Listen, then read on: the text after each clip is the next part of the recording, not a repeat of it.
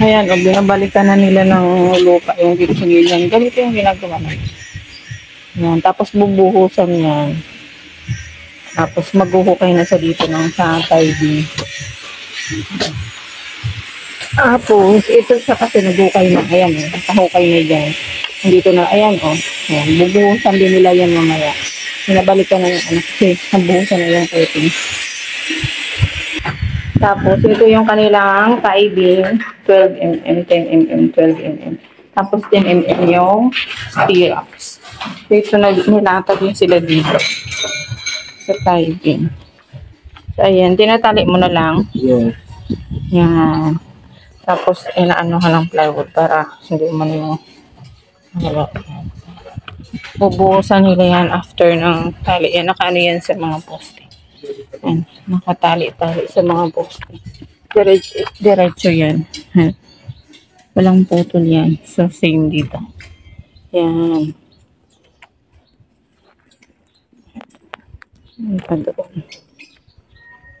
Tapos mamaya, bubuhusan na nila yan pag saan ko lang na lang nalatag ng bakal yung pag ganon. Tsaka yung pag ganon dun sa harap. Tapos after yan, magbubuhos na yan sila. Buhusan. Tapos pagkatapos buhos, asintada na ng hollow blocks. So, yan. Ayan dyan, lalagyan pa yan. Yung sa ano ng CR. Nililigan siya. Ayan, so ito, paanhan pa yan dyan ng ano din, tie beam, lalagyan pa din. Ito na pala, bago pala magbuhos, nakalimutan ko kanina banggitin kasi wala pa siya. Ayan, itatali yan siya. Mga dowels, mga aanuhan ng asintada. Pag-hollow blocks. Yan. Tatali yan. So ngayon di pa nakatali. Kakakat lang kasi ng bakal. Bago magbuhos, tatali yan. Para pag-asintada. Yan. Ihuhulog na nila yung tie beam para dito. So ayan kasi hindi maiwasang maanuhan ng lupa. Diba pinuhusan na nila ng level dyan. Yun, nililinis yan. Bago mamaya, after niya inaalis yung mga lupa. Pagkaalis ng lupa kagaya nun, nilalagyan siya ng yun, nung plywood. Yan. Tapos bago yan buhusan, binubuhusan nila yan ng tubig para totally wash out yung mga na lupa. Nahulog na lupa dyan sa Kasi ano na yan may buhos na yan level na ito. Ayan. So, nila yan ng tubig para maalis yung lupa. Kasi yun, yan. Para mamaya, kaano ng tie beam, bubuhusan din nila yan. Para mag-level sa tie beam. Ayan. Hulog na nila yan. Mahaba yan, hindi na yan pinuputol. Sinusuot na lang yan para tugtong hanggang dito na yan. Yan.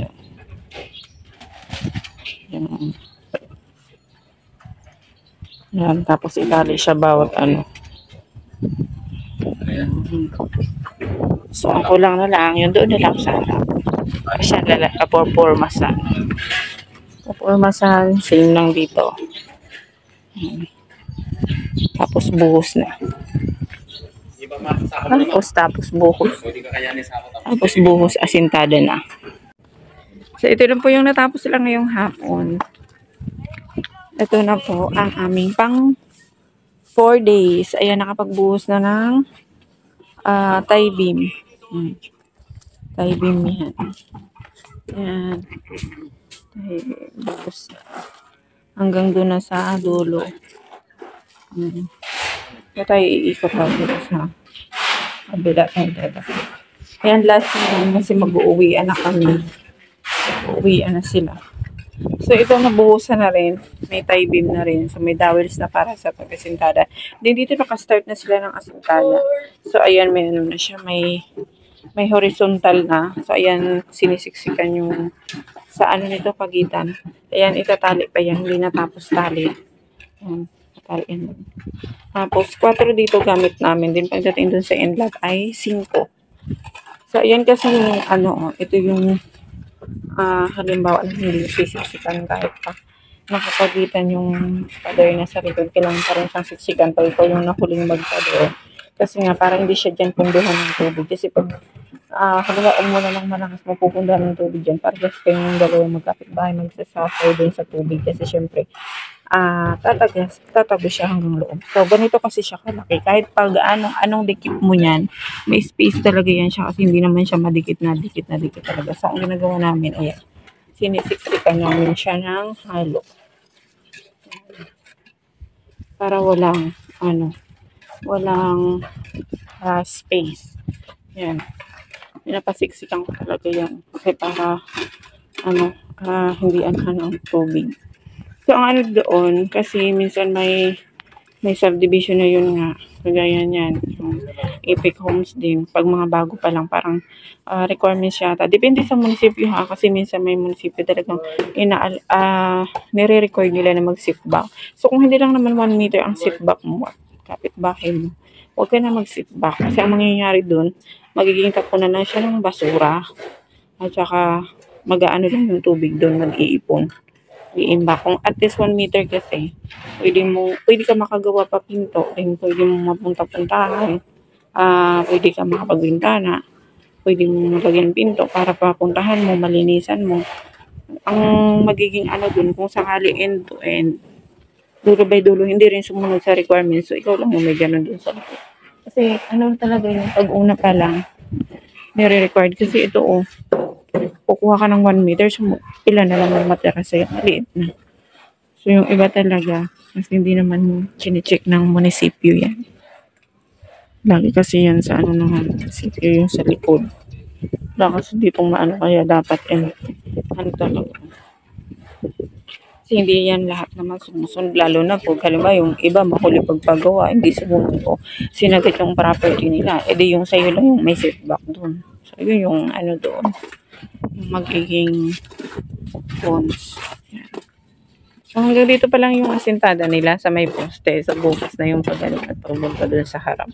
So yung dito yung 5. Yan, 5 yan. So meron niya siyang tansi. Yan. Para hindi ka maligaw.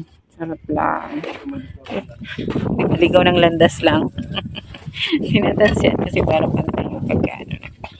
Yan. So, pagka nakatatlo na sila dyan, mag-horizontal na din sila. Kagaya yan, last na patong na yan, din mag-horizontal na sila. Na nila ng bakal yan. Nakatungan na ng bakal. So, ayan. Yan ang aming pang 4 days. Bukas ulit, Saturday, sahod. Sahod bukas nila lang. Kompleto araw mo lang, no? Ito na.